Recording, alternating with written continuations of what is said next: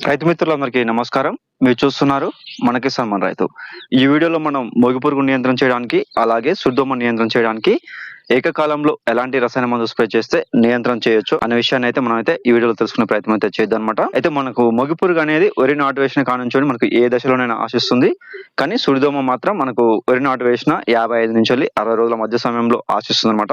Fipronil అలాగే imidacloprid అనేటువంటి combination ఉన్నటువంటి ఈ రెండు రకాల మందులను మనం స్ప్రే చేసినట్లయితే వరిలో ఆశించేటువంటి మనకు మొగి పురుగు నియంత్రణ చేయొచ్చు, అలాగే ఆకుచుట్టు పురుగు నియంత్రణ చేయొచ్చు, సుడిదోమను కూడా నియంత్రణ చేయొచ్చు అనమాట. అయితే మనం 50 గ్రామ్స్ స్ప్రే చేయాల్సి ఉంటుంది. కాస్ట్ చూసుకున్నట్లయితే మనకు 100 గ్రామ్స్ 700 రూపాయలు అయితే ఉంటుంది అనమాట. వరిలో ఆశించేటువంటి ఏదైతే ఉందో ఈ మొగి పురుగు అనేది పిలక దశలో ఆశించినట్లయితే పిలకలు అయితే తక్కువ రావడానికి అవకాశం ఉంటుంది.